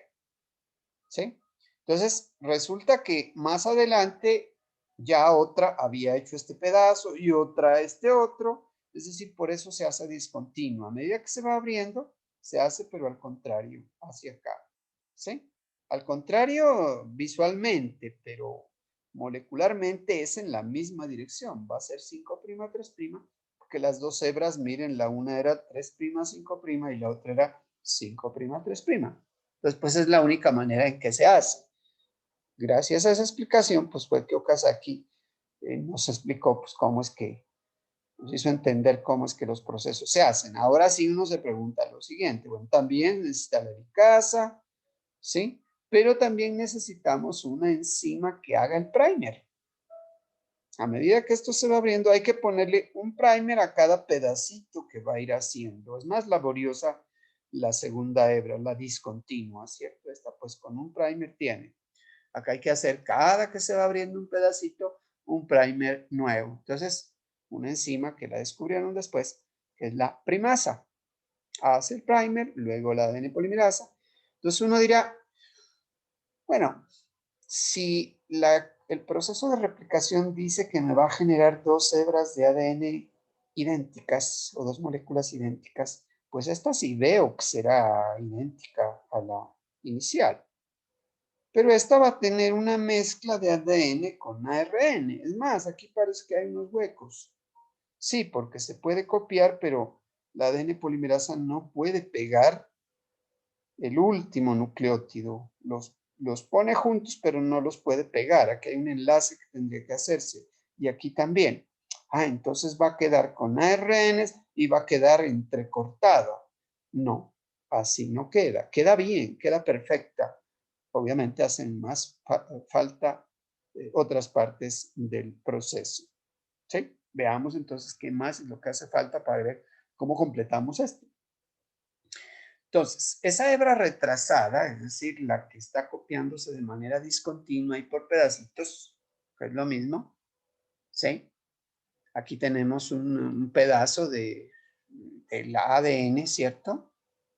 Que está desnaturalizado y tenemos aquí el primer, que ya tenemos pedazo de ADN hecho, pero entonces aquí habría que hacer otro pedazo de ADN, llega a la ADN polimerasa y pega, ¿cierto? Porque la primasa ya ha hecho estos, aquí estamos siguiéndole la pista solo a dos pedacitos, pueden ser muchos. Entonces miren lo que sucede. El ADN llega un momento en que aquí no se puede pegar, pero además hay un ARN intruso ahí. Entonces resulta que se encontró que otra ADN polimerasa, porque encontraron después que hay varias, en procariotes se encontraron, ya van como 5, las llamaron 1, 2, 3, 4 y 5. Resulta que la primera que encontró Kornberg la llamó pues ADN polimerasa, entonces cuando se encontró la 2, la llamaron ADN polimerasa 1. Lógico, después apareció la 2, la 3, etc. Y resulta que la que más trabajaba había sido Luna, que después le dieron el nombre de ADN polimerasa 3, es decir, la que hacía el trabajo más largo. Y resulta que la ADN polimerasa 1 hacía esto, miren, quitaba este pedacito de ARN, iba cortando los nucleótidos. Supongan que este primer tiene, qué sé yo, como son moléculas largas, unos 20 o 30 nucleótidos. Empezaba a romper los enlaces y lo quitaba, es decir, lo removía. Tenía una actividad nucleasa, se llama, es decir, que rompe enlaces entre nucleótidos. Entonces lo quita y ella misma completa el pedacito que faltaba de ADN. Pero hasta ahí puede hacer, miren, porque quedaron viéndose la cara estos dos nucleótidos, pero este último enlace no lo puede hacer, porque la polimerasa lo que hace es ir pegando nucleótido en la dirección 5'3', pero si pegara aquí le tocaría encontrarse con otra cosa distinta. Entonces se requirió otra enzima que a esto se le llama melladura o espacio, NIC, sí, le llaman en inglés. Entonces, esto corría a cargo de otra enzima que ya pegaba estos dos pedacitos de ADN, ¿sí? Que es la ADN ligasa. Muy comunes esas ADN ligasas. Y de hecho son unas herramientas bien interesantes porque miren que pegan ADNs. Es decir, yo puedo cortar ADNs, si tuviera una enzima para cortar ADNs, qué sé yo, de una bacteria o de un humano y pegárselos a los ADNs de una bacteria y generar una bacteria que produzca una proteína humana. De hecho, de esa manera es como se produce hoy en día en cantidades industriales insulina humana en cultivos bacterianos. Entonces esas enzimas son importantes. Pero miren lo que hace la ligasa. Solo hace un último enlacecito de lo que le querramos poner. ¿Sí? Pues en este caso estamos tratando de sellar esta melladura que se formó aquí, pero miren que la ADN polimerasa 1 pues hizo la reparación de esto, es decir, remoción del ARN, rellenado con ADN y vino la ligasa y selló, de tal manera que al final ya todo será ADN, ¿sí? Como les digo, este proceso es más laborioso en la hebra rezagada, pero si lo vemos en el tiempo y en las fotos no se detecta la diferencia, porque de esto hay fotos. ¿Sí? Pareciera que en las dos direcciones va al tiempo. Claro, rezagada, pues ¿cuánto se rezagará? Unos cuantos nanosegundos, pero ningún ojo es capaz de ver eso, ninguna cámara fotográfica, por muy veloz que sea, alcanza a ver eso. Se ve la foto como que las dos cosas fueran de manera simultánea. Entonces no está sencillo reproducirse. Aquí están las cosas que uno a veces ve en internet, ¿sí? En las animaciones, ustedes pueden visualizar por ejemplo, les mando todo lo que yo estoy contándoselos aquí, me estoy demorando mucho, en un videito de unos 5 minutos pueden ver todo el proceso, cómo va avanzando, ¿sí? Unas animaciones muy geniales que han hecho. Esta sería la helicasa. Claro, va formando la horquilla de replicación. Entonces, separa las dos hebras sencillas y luego viene el proceso que estamos describiendo. Esta es la estructura donde muestra que tiene muchas alfas hélices, hay algunas regiones de hoja plegada beta, es decir, todo esto pues ya se le tiene deducido. Y lo que les decía hace un rato, que los patrones de difracción de rayos X sirvieron para deducir estas estructuras, resulta que hoy en día toda esa teoría de los patrones de difracción de rayos X se mete a software de computacionales, ¿sí? De tal manera que hoy en día ya no toca aislar, purificar la proteína, hacer todo ese asunto, sino que usted escribe la secuencia de nucleótidos en su computador, lo mete al software y le genera la estructura. Y ya con esa estructura, pues uno puede explicar la función. En caso, pues, de que tengamos una proteína nueva que de hecho, hay muchísimas, no es que sean nuevas, sino que todavía no las conocemos, porque en la naturaleza hay mucho organismo vivo con muchas proteínas que no conocemos. ¿Sí? Algunas pues ya se tiene la deducida su estructura y por eso es que sabemos cómo funcionan, pero pues no todo se sabe. Por eso hay cosas que todavía seguimos funcionando a ensayo y error. ¿Cierto? Nomás en las vacunas, miren, y en esta pandemia, lo que se decía el año pasado, resulta que hay muchas cosas que no fueron ciertas, han cambiado. No es que han cambiado, sino que eran como eran, pero no lo sabíamos. Ahora ya lo sabemos.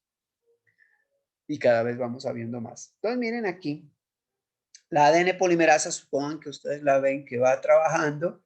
Si por acá se pueden formar como esos apareamientos, que es posible que se formen, pues para eso están las proteínas de unión a hebra sencilla de ADN, para que hagan como una especie de aplanchamiento aquí, como cuando le pasa la plancha a usted a la ropa, para que la enzima trabaje tranquilamente, ¿cierto? Entonces, miren la coordinación de tantas proteínas que toca poner a trabajar en estos procesos.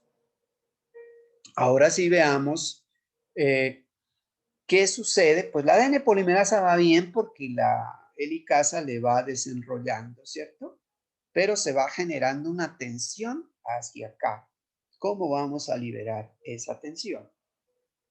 Veamos cómo se libera. Entonces, para eso existen las topoisomerasas. En bacterias se encontró dos tipos. Por eso es que la una llama topoisomerasa 1 y la otra topoisomerasa 2. Vale, y ahorita vemos por qué es que se llama 1 y 2. Supongan que aquí tienen ustedes un pedacito de ADN, ¿sí? De ese que ya está súper tensionado, porque por acá viene el ADN polimerasa, atrásito de la helicasa que generó esa tensión acá. Entonces, para liberar esa tensión, viene la topoisomerasa 1, la tipo 1, y rompe aquí uno de los enlaces entre nucleótidos, ¿sí?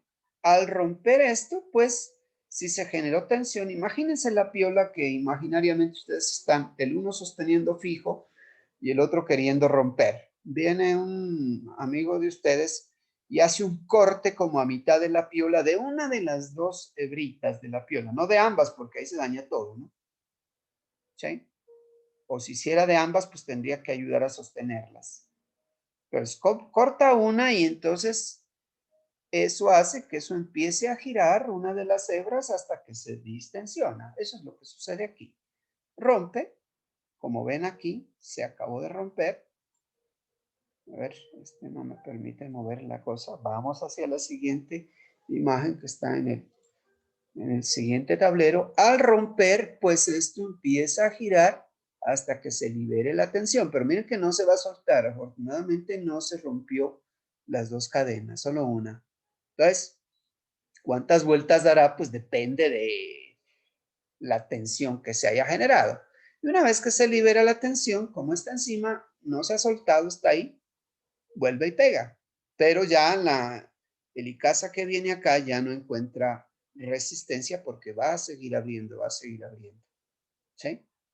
Y pues, una vez pasa eso, pues ella se suelta y seguramente se va más adelante o habrá otra de estas enzimas, porque son moléculas, son muchas, que esté liberando esas tensiones. ¿Sí? Vale. Existe también la DNA topoisomerasa 2. Bueno, ¿qué hace ella? Esta rompe las dos hebras. Uy, entonces, ¿qué lío? Dirán ustedes. No, pues es que ella tiene una estructura apropiada para que no haya problema. ¿Sí? No es que va a coger un amigo en la mitad y les rompió la piola y se les acabó el juego. No. Rompe en ambas hebras, pero la sostiene y hace el cambiecito que ustedes ven aquí. Supongan que la tensión se da entre las dos hebras que está de esta manera. Esta es la ADN polimerasa, la topoisomerasa 2, ¿sí? Se fija a las dos, ¿sí? Rompe una mientras sujeta la otra, como ven, ¿sí? No las ha soltado, ahí está la enzima, porque si se llegara a soltar, pues se acabó este asunto. Entonces todavía no las ha soltado. Y pues cuando ya la suelta es porque simplemente va a generar la tensión que estaba generando el enrollamiento entre las dos. Y ahí ella se va y pues, bueno, sigue trabajando la ADN polimerasa que venía trabajando ahí. Entonces existen las dos en las bacterias. Acuérdense que estos procesos inicialmente están descritos para bacterias, que son mucho más sencillos. Imagínense la complejidad que será ya para los eucariotes, donde los ADN son mucho más grandes y vienen junto con proteínas, que son las histonas, etc.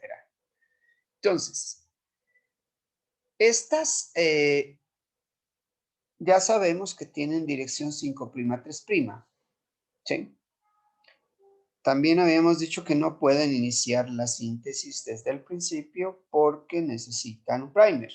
¿Sí? Entonces, acuérdense que cuando se hace la división celular, se configuran los cromosomas, es decir, es como si el ADN se fragmentara, en el caso del humano, pues en 23 cromosomas distintos, ¿sí? Y cada cromosoma, pues está hecho de ADN requete enrollado, súper enrollado, ¿cierto? Sobre proteínas y todo el asunto. Habrá un inicio de la molécula y un final, ¿sí? 5', 3' esta hebra, la otra 3', 5', ¿cierto? La idea es que en algún momento del extremo, si yo voy copiando, pues la hebra adelantada la puedo copiar desde el principio hasta el final, pero la hebra retrasada, ¿sí?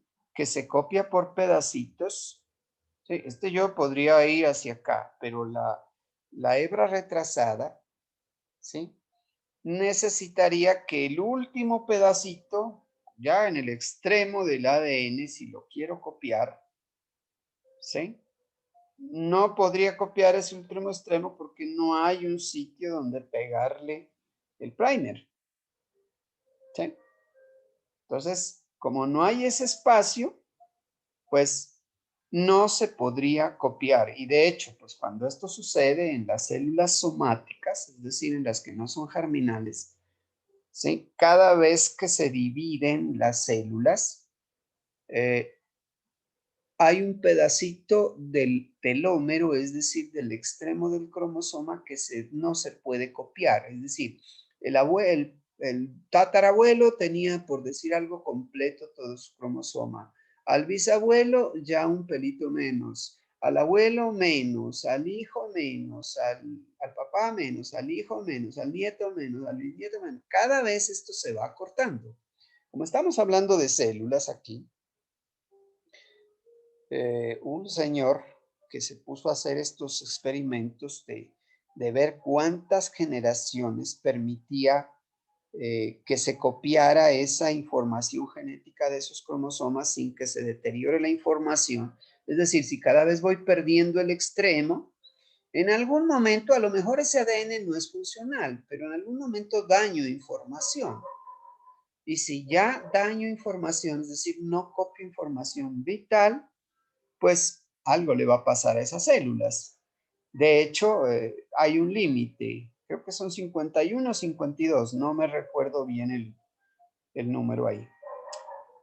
Hayflick, un señor, un investigador, encontró eso, cultivando células, y encontró que las células solo se pueden copiar, es decir, replicar, reproducir, hasta 52 generaciones. Más allá de eso, pues ya a las células les toca trabajar con el ADN defectuoso que les va quedando, es decir, falto, ¿no? Pues defectuoso con déficit más bien. Y ese proceso, pues, es el que ocasiona ese fenómeno que llamamos la senescencia. De hecho, los tejidos se van deteriorando con el paso del tiempo. Ustedes ven como uno va perdiendo el pelo, cómo le van saliendo arrugas, como poco a poco, pues uno en algún momento tiene que morir. ¿Sí? Eso está, no podemos escaparnos de eso. La senescencia viene pegado a esa limitación que tenemos en el número de generaciones porque el proceso replicativo tiene ese problemita, ¿sí? Que no podemos copiar todo el ADN en las células de mi organismo, las que yo reparo continuamente, ¿sí? Pero que les decía que en las células germinales no es así, porque si fuera así, nosotros, de hecho, yo creo que tengo más de 52 generaciones antes que mí, sí, para ir a espermatozoides y óvulos, ¿cierto? Tenemos muchas más generaciones atrás nuestro y podemos seguir teniendo hijos sin problemas. Algo raro sucede en las células germinales que no es esto. O sea, sí se hace la copia, obviamente, pero tendría que copiarse y en las células germinales se copia completamente hasta el final. ¿Y cómo se hace eso? ¿Y por qué no tenemos eso en las otras células? Uno podría preguntarse. Preguntémosle a la naturaleza, pero otra persona, otra investigadora nos dio la respuesta a este asunto, ¿sí? Cómo en las células germinales se podía terminar el proceso y de hecho, si es que creemos en la religión católica, pues el cromosoma Y de Adán no era más largo que mi cromosoma Y que tengo en este momento, ¿sí? Porque se pudo copiar todo. Entonces, doña Elizabeth Blackburn encontró que en las células germinales, y también se ganó el premio Nobel por eso, ¿sí? Que en las células germinales existía una enzima que servía para copiar hasta el extremo. No la ADN polimerasa, sino una enzima adicional que le ayudaba a la ADN polimerasa para que complete el trabajo. Y pues como el trabajo se estaba realizando en esto que se llama telómero, es decir, los extremos de los cromosomas, ¿sí? Después la enzima se llamó simplemente telomerasa. Pues por el trabajo de la telomerasa, pues esta señora es premio Nobel, ¿sí? Y ella sí era de las feministas. La ciencia necesita de las mujeres. De hecho, pues la humanidad está dividida en dos géneros y pues todos han hecho sus aportes, sino que pues como les decía, en algunos momentos de la historia pues ha sido más complejo para las mujeres que puedan hacer sus aportes. Hoy en día pues eso ya va cambiando bastante, pero pues todavía hay vestigios de eso, ¿no? Habrá en el campo gente que le dice al hijo varón, el papá, usted le doy estudio y a la mujer no, usted se queda para la casa. Todavía pasa en algunos, pero bueno, eso poco a poco lo hemos ido superando. Bueno, vamos a ver entonces cómo trabaja la telomerasa. ¿Sí? Supongamos que la ADN polimerasa va copiando, sí, ella sigue copiando, va para el extremo y resulta que cada vez que va a copiar resulta que el último pedacito ya no podría porque no hay forma de instalarle el primer para poder copiar ese último pedazo. Entonces se me quedaría sin copiar. Eso era lo que esperábamos, ¿no? Pero la idea es que la telomerasa es una enzima que tiene un pedacito de ARN, como una plantillita de ARN, ¿sí? Hace parte de la proteína, es una ribonucleoproteína ella. ¿Sí? Y ella se pega al extremo de el telómero, como lo vemos ahí. ¿Sí? Tiene la forma de aparear a ese extremo. ¿Ella qué hace? Al tener un ARN propio, aquí hay un pedacito, en realidad es un poquito más largo, ella misma tiene esa capacidad, polimerasa también, de empezar a copiar complementario a lo que ella trae.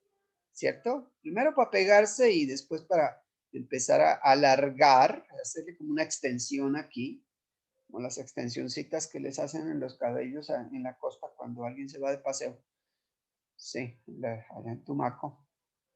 Entonces, esta extensión que se va generando aquí, pues va creciendo y la telomerasa va permitiendo esto, ¿cierto? De tal manera que seguimos creciendo. Miren acá, ya podemos colocar el primer. Este ya es el primer. Ese pues lo coloca la primasa y entonces una vez hecho el primer, pues la ADN polimerasa puede seguir copiando. ¿Sí? Y pues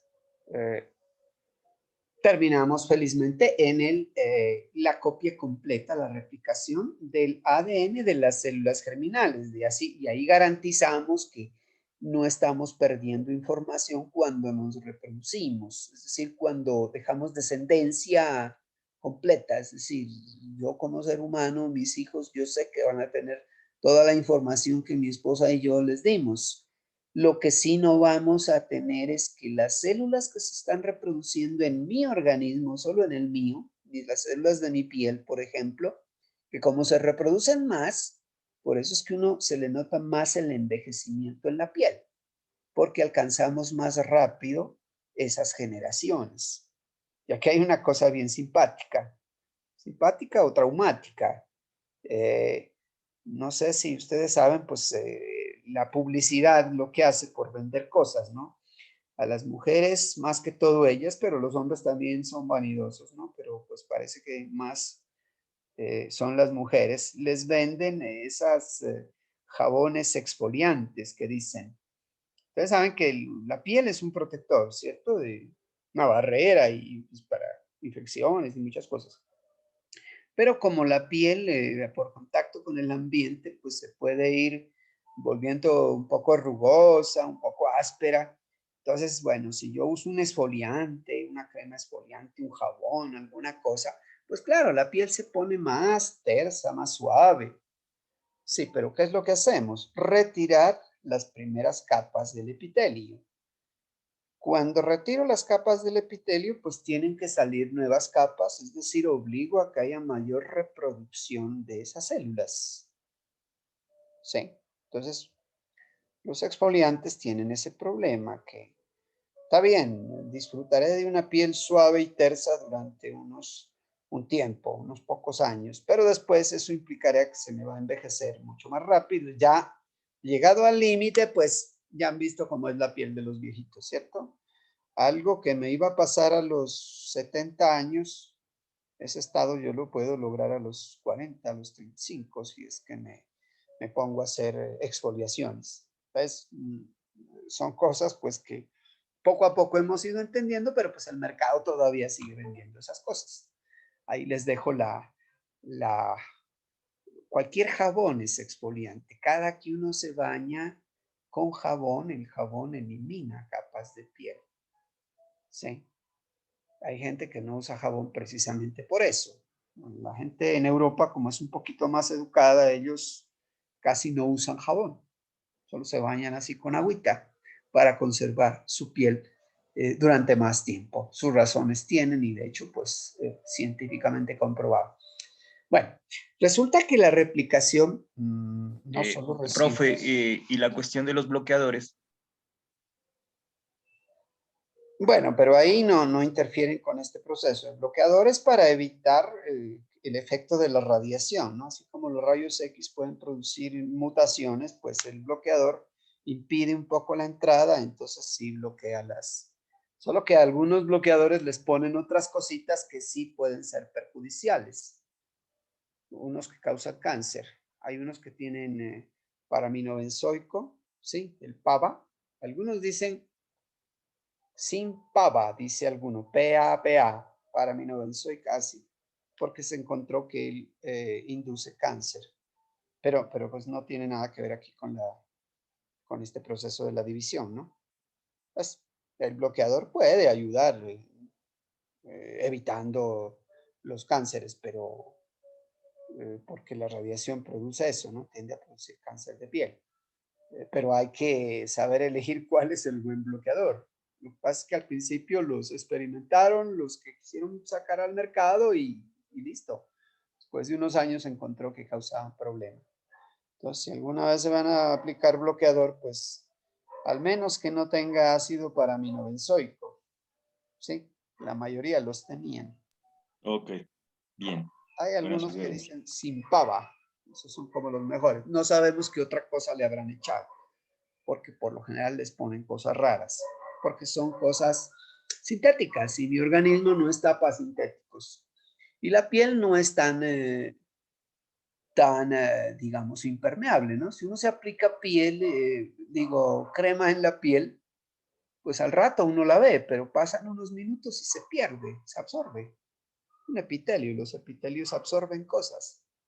Entonces, va a llegar al organismo y me van a causar cosas si tiene demasiada cosa sintética. Bueno, les decía para finalizar que la replicación no solamente tiene que ver con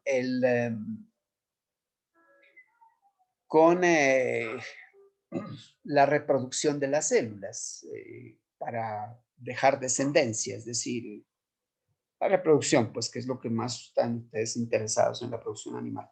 También tiene que ver con la reparación de células que se dañan, ¿sí?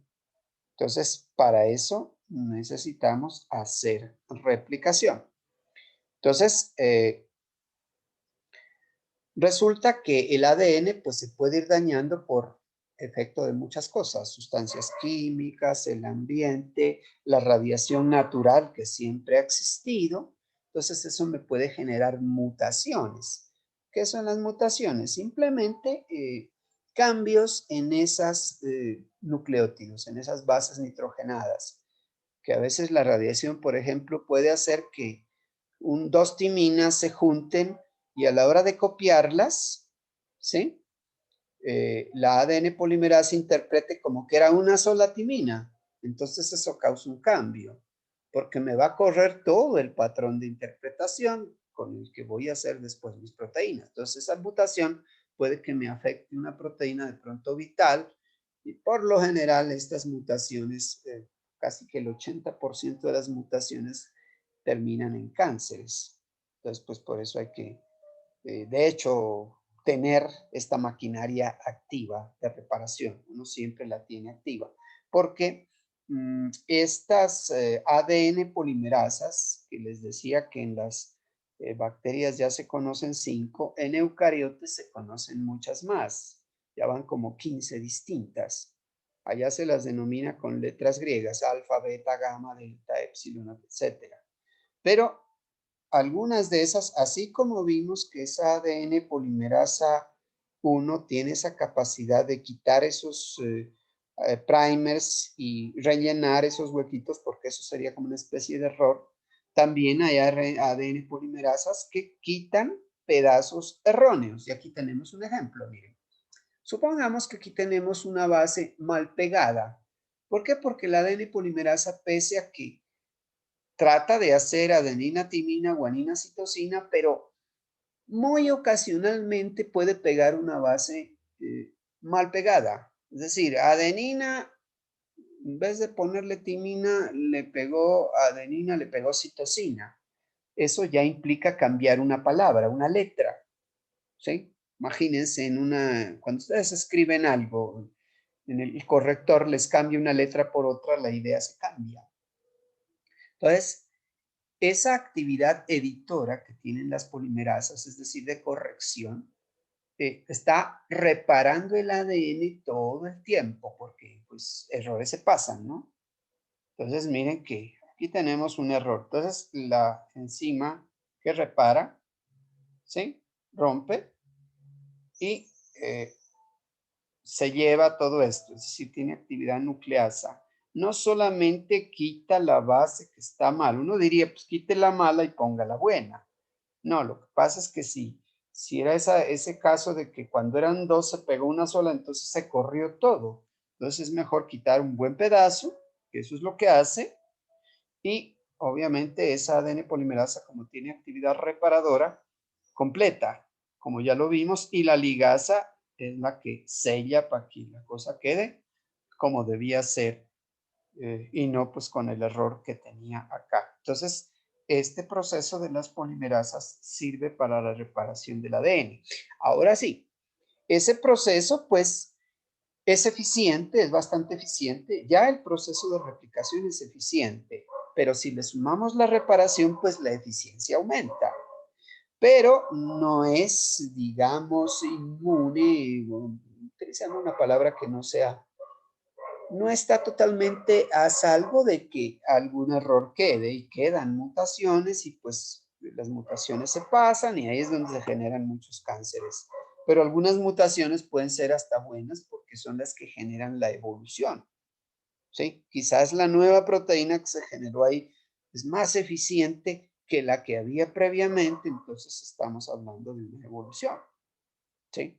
Pero eso es, las mutaciones para evolución son muy escasas, por eso es que se necesitan miles de millones de años para que eso se vea. En cambio, las mutaciones que producen cánceres, así que las puedo tener yo en el transcurso de mi vida.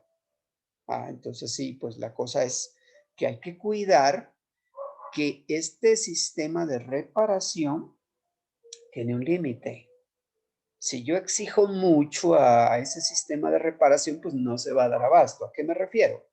Si yo me expongo mucho a la radiación solar, ¿sí? El nivel de mutaciones que produzco, tal vez el sistema de reparación no va a ser suficiente. Lo mismo, si consumo mucha comida sintética o chatarra que llamamos, pues que viene con moléculas extrañas, por lo general también induce mutaciones. Si esa carga es demasiado grande, sobre todo se nota más en un organismo longevo como somos nosotros los humanos. Sí, de pronto uno en el ganado no, porque lo sacrifica temprano, quizás ni se alcance a percibir los cánceres, pero en la longevidad pues sí alcanzan a salir este tipo de cosas. Y no solamente son cánceres, pueden ser otro tipo de problemas, ¿cierto? Entonces pues sí hay que cuidarse en este sentido. Estar seguros de que tenemos un mecanismo de reparación está bien, pero no hay que abusar de él como en todo, ¿cierto? Así como el hígado, por ejemplo, tiene una capacidad de desintoxicarnos bastante buena, pero pues no por eso vamos a abusar de él. Sí, acá también este mecanismo de reparación, pues es muy eficiente, pero ya el complejo estilo de vida que empezó en el siglo XX, pues nos trajo un poco de cambios bastante grandes. Bueno, entonces dejemos ahí porque para la próxima miraríamos cómo se expresan los genes. Es decir, ahorita solo estamos viendo cómo se copió todo. Ya cómo se expresan es cada gen, cómo genera una proteína, ¿cierto? Conocer eso, recordar eso, para saber qué es como el proceso más importante, ¿cierto? Porque todas las funciones que suceden en los seres vivos están desempeñadas por proteínas virtualmente. Entonces, pues esto es tremendamente importante. De ahí que el proceso sea bastante complejo porque pues tiene que tener muchos controles para que la cosa salga bien. ¿Sí? Entonces, les dejo para que charlen y me cuenten. Mientras tanto, yo les voy pasando ahí en el chat de Telegram su evaluación final. Sí, ahí están las instrucciones de qué hacer y su cuestionario. Bueno, comentarios finales o podemos cerrarla. A ver, yo creo que podemos dejar la grabación aquí.